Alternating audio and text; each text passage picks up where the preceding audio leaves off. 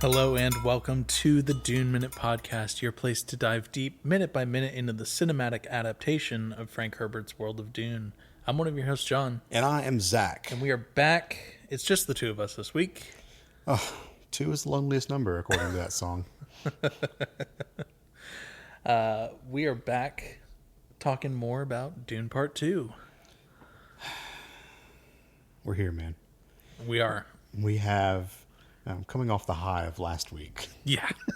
This might feel like a low energy week. This might feel like a low energy week. It's going to be much shorter episodes this week, though every time we say that, I feel like we have a long episode somewhere in the middle of that with us just shooting the shit. So I'm certain that we can fill out the gaps in this.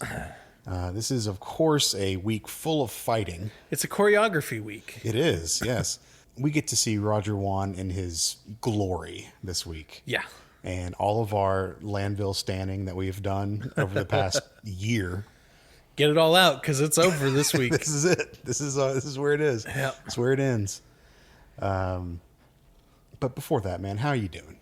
I'm doing all right. It's starting to get gross outside, so I'm very thankful that we have a very nice, cool place to record this. That's very true.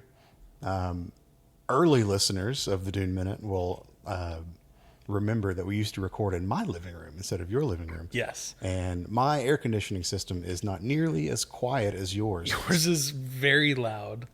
The HVAC main blower is like right there in your living room. That's true. And according to all available HVAC scientists that I've had come out, there is no way to fix it. Ah, cool.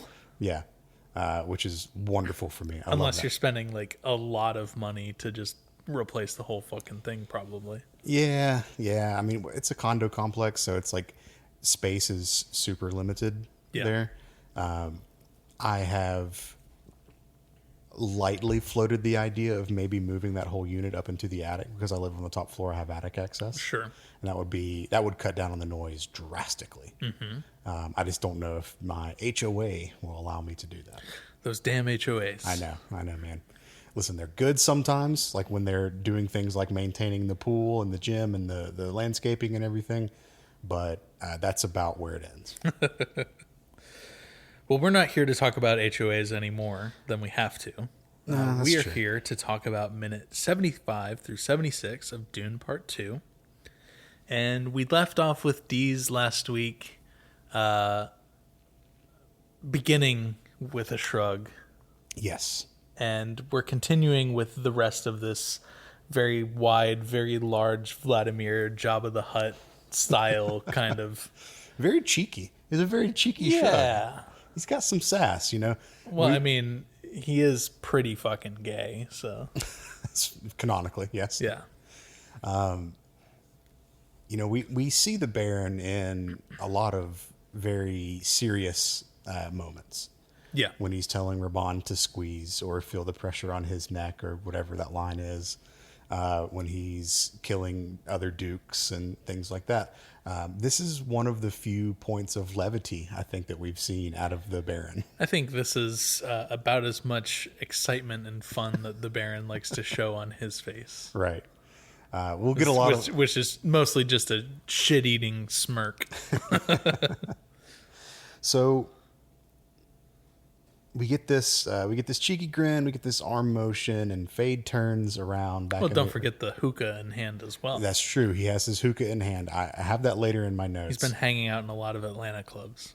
It seems like every restaurant, or I'll say a lot of restaurants in Atlanta, past like 9 p.m., become just hookah clubs. Yeah. Hookah bars and clubs. Yeah. The one that confuses the hell out of me, and I've never been here, so I can't cast judgment on the actual restaurant, but the one that confuses the hell out of me is this place called the Juicy Crab. I've heard of it. Never been there. It is right down the street from my house, not to dox myself. There's a number of them in the city, so I feel okay with saying that. Okay. Well, I mean, it's your house, so. Yeah. I also live in a densely populated area. You do. We'll be fine. But whenever I go out at night, man, I'm like, I would love some seafood.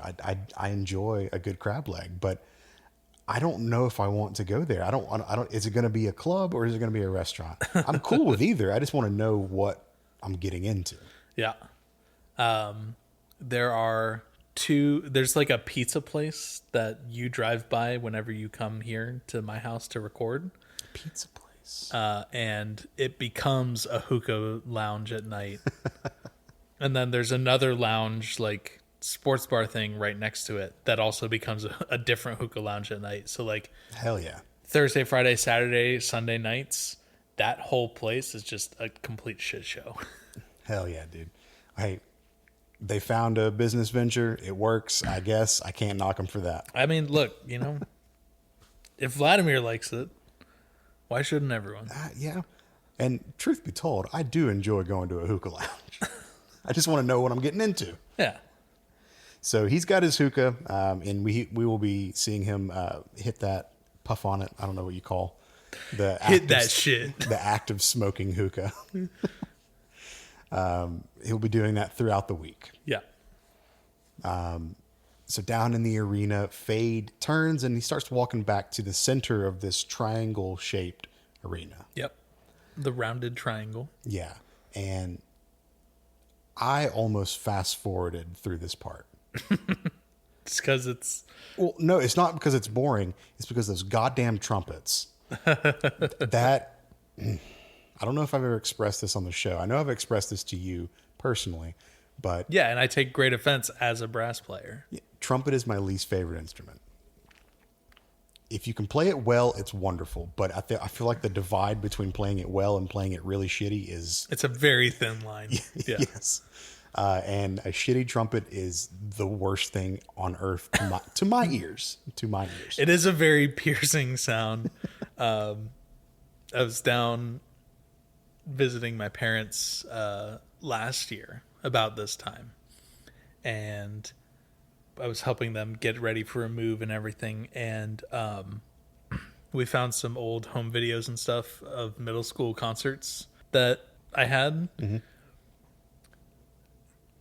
I understand why you hate trumpets. Yeah. Were you a shitty trumpet player, John? I wasn't a shitty trumpet. Well, okay, so like you were a young trumpet in sixth grade, I wasn't great. By the time I got to like 11th, 12th grade, I was very good. But like sixth grade, when I'm like a year into it, woof, no, this is not to rag on brass or wind instruments, because a shitty percussionist, which I once was, is equally infuriating. Yeah. Shitty trumpet is still nowhere near as bad as shitty saxophone. Yeah. Or shitty clarinet. Ugh. Any like shitty reeded instruments are the worst ones. Yes. As a brass player yourself, and as a percussionist myself, we can also we always gang up on the woodwinds. Solidarity in that.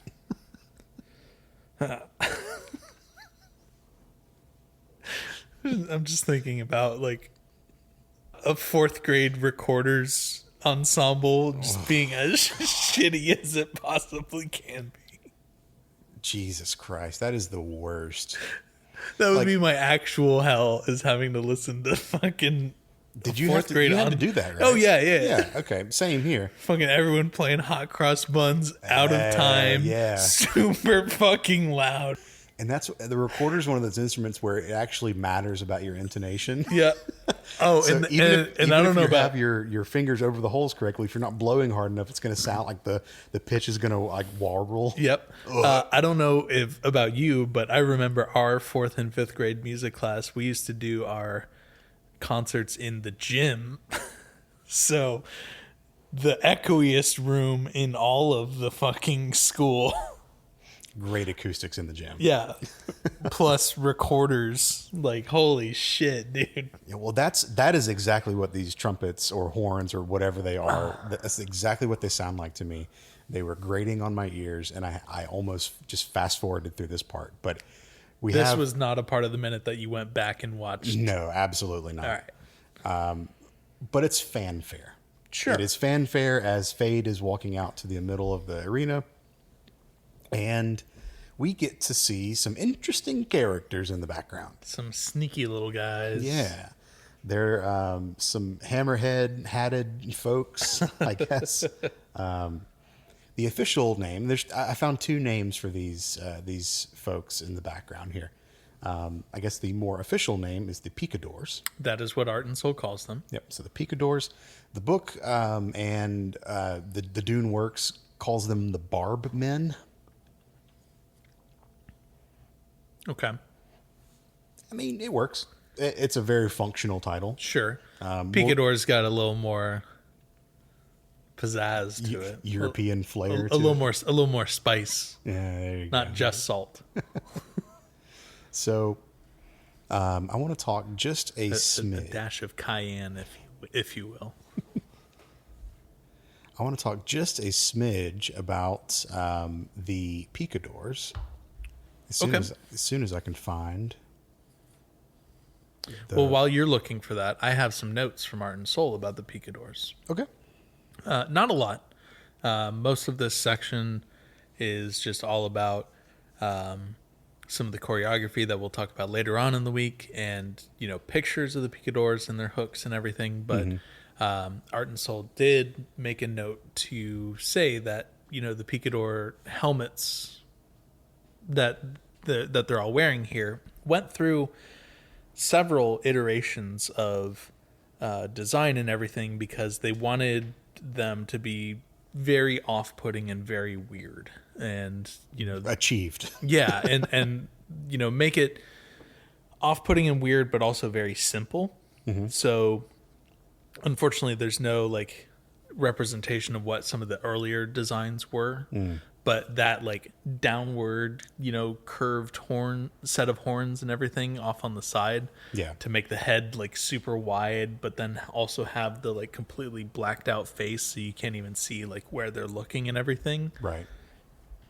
There you go. It's I mean, off-putting is correct. They have achieved that goal. And once again, this is all shot on infrared cameras, so Art and Soul talks a lot about how there was just so much work that went into material design and finding a mix and match, and this applies to Fade's armor and everything as well, a mix and match of metals and leathers and plastics and everything to have that completely blacked out look, but then also not be transparent. Because if you were just wearing a black t-shirt I'm wearing right now, and you had infrared cameras, you would actually be able to see through that shirt, kind of.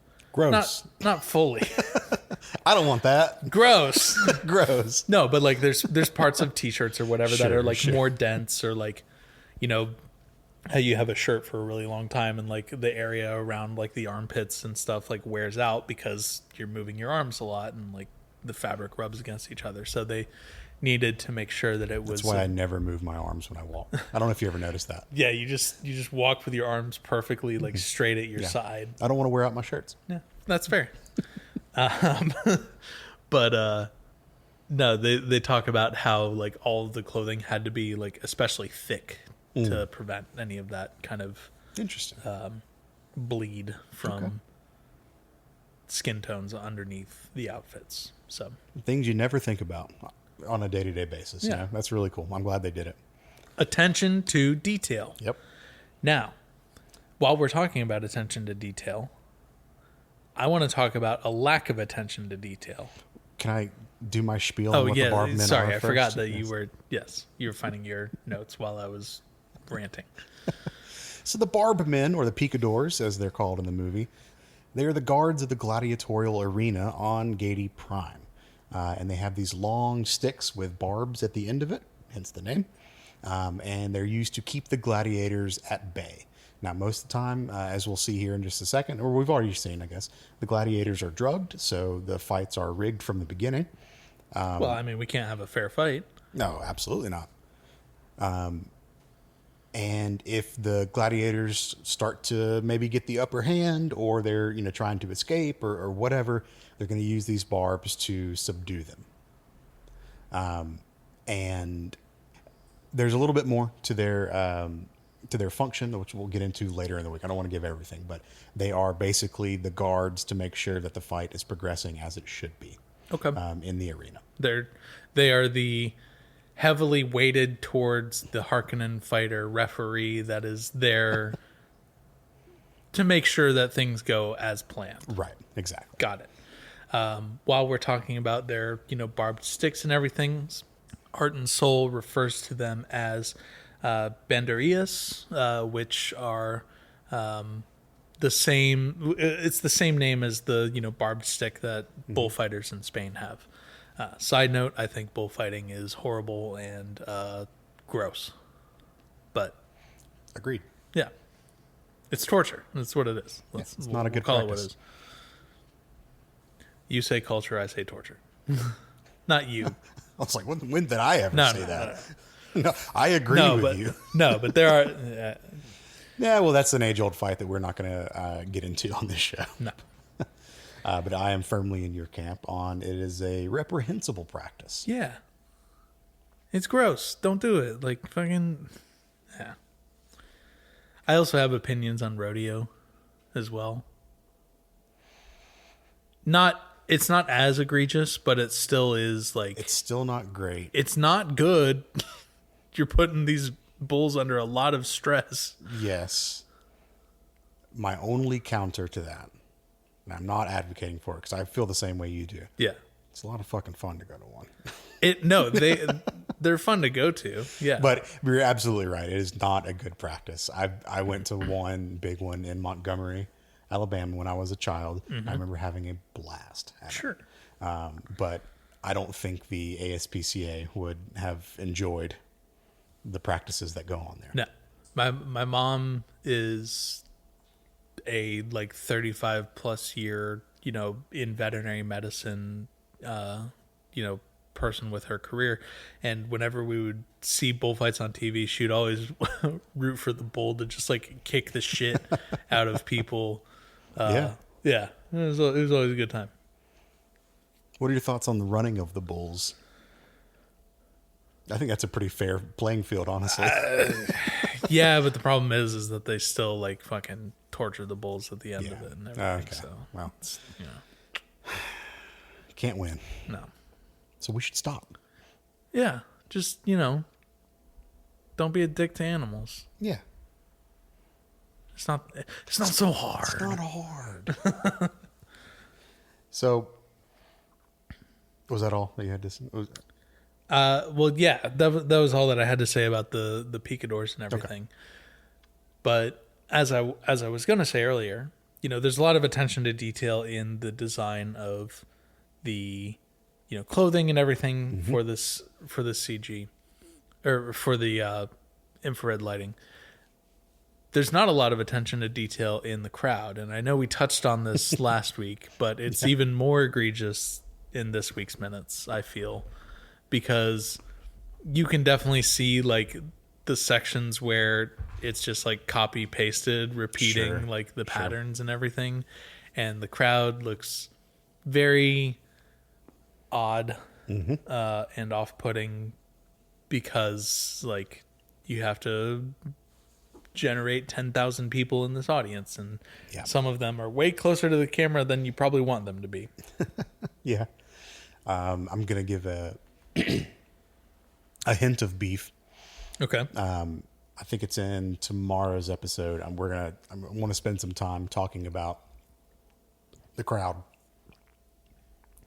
and just some possibly bad CG, but anyways, or bad green screen. Oh, okay. Oh, I know exactly what you're saying. We'll get there. We'll get there. Yeah. So, in order to get there, we have to explain this minute, though. So, Fade is walking out. Yes. He is holding both of his blades, one black and one white.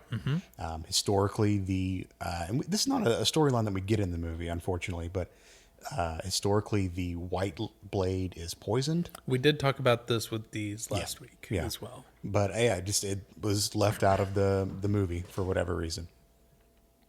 Probably didn't really need it. No. It plays a part in the books a lot. I guess in this scene in the books, it plays a pretty big part. But yeah, for the story they're telling here, it wasn't needed. Yeah. We do have some more translated Harkonnen from the announcer. Yeah. In celebration of our Na Baron Fade Rautha, we present a special treat. And then Fade is staring intently at these revolving doors in front of him. Very vaginal doors. Yeah. So we talked about this a little bit in when we were talking about part 1 and everything, but like Art and Soul doesn't really like reference it directly, but you can tell that there's a lot of H.R. Geiger influence in a lot of the Harkonnen architecture and design and everything. Sure. And as you know or may not know, H.R. Geiger puts a lot of dicks and vaginas in all of his art. It's just dick everywhere. So yeah, it's it's not just the way that the doors open, because it's kind of like a two-bladed aperture opening that happens. Yeah, you have one turning clockwise and one counterclockwise, so it makes like a weird. It's almost like a walnut shaped door when it's open, like an almond shape. That one. Yeah, an almond. Yeah. Not a walnut. No, walnuts. Yeah. But even like the I'm going to call it the door frame, like the architecture around the door. Yeah. I mean, it reminded me of a Georgia O'Keeffe painting almost. Yeah. Which is no secret, incredibly vaginal. Yeah. So yeah, we don't have to harp on it. We don't have to spend any more time. I just want to say, very vaginal door. Yep. But as the door's beginning to twist open, we see for the first time in a while a shield being deployed on a person. Yeah, because we're in the under the black sun of Gady Prime, it is not the like typical blue red that we're used to. It's just like a black like blob around him for a moment as it's activating. We see more of the shimmer than we do of the actual shield, like the body distortion aspect. I was going to note that this is the first personal shield I think that we've seen this entire movie. We've seen them on ornithopters. None of the Harkonnen goons had them because shields attract worms. Yep. So first personal shield of the movie. So out of this door that is opening, a real beefy dude starts to stumble out. A real beefcake, but he's not walking, he's not walking straight. Yeah, stumbles out is maybe a better way of saying it. And our last translation, the last 3 specimen of House Atreides. Now, did you clock the translation or the Harkonnen language for House Atreides? It sounded like Home Atreides. Yeah. It was just Home Atreides, which I could be way off here, and don't at me, but that sounds like it would be from some kind of French-based language. I would have assumed it would be more Germanic than French. Okay, maybe so. Yeah. Gonna be honest with you, didn't look at the website with all of the language deconstruction for Harkonnen stuff. So fair enough. Oops. So the camera pans kind of a wide shot around Fade, and we see 2 other doors of the same make opening up around him. So one on each side of this rounded triangle. Each vertex of the triangle? Sure. Yeah. You want to be a fucking nerd about it. I mean, I think that's right. How dare you be a nerd on this Dune podcast, John? A vertex is the it's the point. Yeah, the midpoint. Yeah. Okay. Well, no, the actual like angular point. Okay. The endpoints. Okay. Cool. So from these vertex doors, we get to see two other people emerging, one other person stumbling. Yep. And one person is walking relatively normal. Now each person, as they are exiting the doors, they all cover their eyes because they are just blinded. Just like us last week, they also get hit with the most flashbang of flashbangs. Right. Because who knows how long Lanville and the rest of the Atreides guys have been down in these dark, dingy-ass dungeons. It's true. That's true. It's important to note that the person we see stumbling out first, the one that gets like the camera shot directly on them, is the person from the goon session that we saw last week getting the needle shot into his neck. Yeah. So we know clearly from context clues and things that have been told to us before, this person is heavily drugged. But Lanville is not. And Lanville is one of the ones who is coming out of one of the Vertex doors and holds his hand up to block the sun. And we cut then from the POV of the Bene Gesserit box is what I assumed. Well, we cut to that because we're then ending the minute on Margot's perspective through her opera glasses. Right, right. So as the minute is ending, we see the three Atreides start to kind of close in on Fade. And she, kind of begins to lower her glasses like she's going to say something, but that's it. That's our minute. That's all that we got. So, oh man. Where to begin on book notes? This is one of my favorite chapters in the book. Okay. Care to elaborate, or are you just going to end with that? All right, I'll say a little bit more. Twist my arm, why don't you? So this chapter is really where we get to see a lot of Count Casimir Fenring. So this chapter is basically two parts. It is the first part is the Fenrings interaction with the Baron and with a little bit of Fade. And the second part is the actual fight. Now, the first part is awesome. The second part's good too, but the first part's great. Yeah. Because we get to see just how cunning and smart the Fenrings are as a couple. And particularly how awesome Casimir Fenring is. Truly the most power couple of couples in the Dune universe. Yes, absolutely. I would argue in most of sci-fi. They're up there for sure. Yeah. I want to say that they did great casting on Margot Fenring in the movie.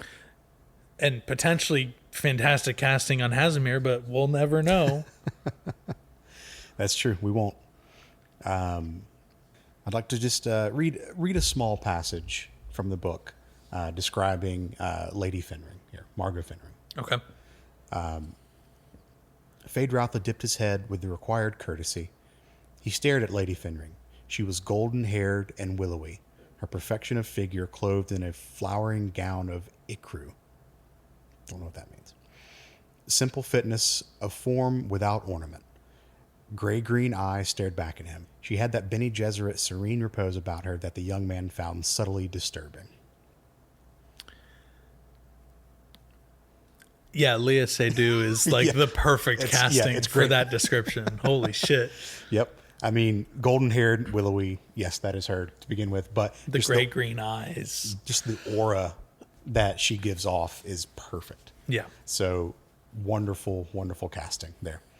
One of the things that, and I'm so sad we don't get this. I mean, it's probably not going to be in the third movie if they didn't introduce it here, but maybe we'll see. Is the way that Count Fenring talks to his wife. The words between words stuff. The words between words. Yeah. So if you're reading it on the page, I mean, they tell you pretty early on that they're speaking a secret language to each other, but Fenring gives off this, like, he's very feeble, kind of stuttering guy. And it makes him seem much more unassuming than he actually is. Yeah. I think when we were first, like, before we were even, like, talking about the podcast and everything, or, even recording the podcast, like, we would just be at dinner talking about Dune because guess what? We're a bunch of fucking nerds and stuff. And I think we kind of both came to the realization that, like,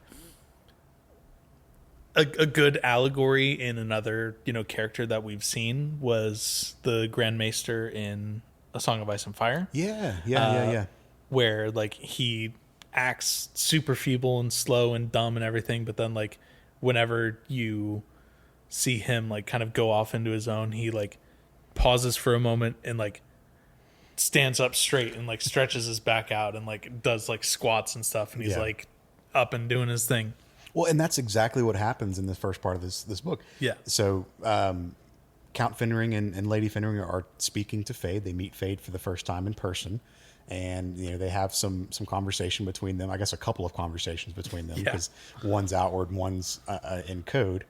And then Fade goes off. The Count dismisses his wife. Asked her to leave him alone for a little bit. So he's just talking with Vladimir. And as soon as they're alone under this cone of silence, the stuttering stops, and he's like super assertive, super sure of himself, just badass guy. Well, I mean, I don't think Shaddam would have been best friends with someone who was, incompetent Right. or just a complete fool. Right. The Baron goes... Childhood friends at that. Yeah. Yeah. The Baron goes as far as describing Casimir Fenring as this. He says, "Mark him well, Fade. A killer with the manners of a rabbit. This is the most dangerous kind." So, it's the perfect line for describing Fenring. So, yeah. So super bummed we don't get to see him, but I just wanted to take a moment to talk about Lady Fenring, who we do get to see, and we will see more in the coming weeks. Mm-hmm. Just perfect casting, I think.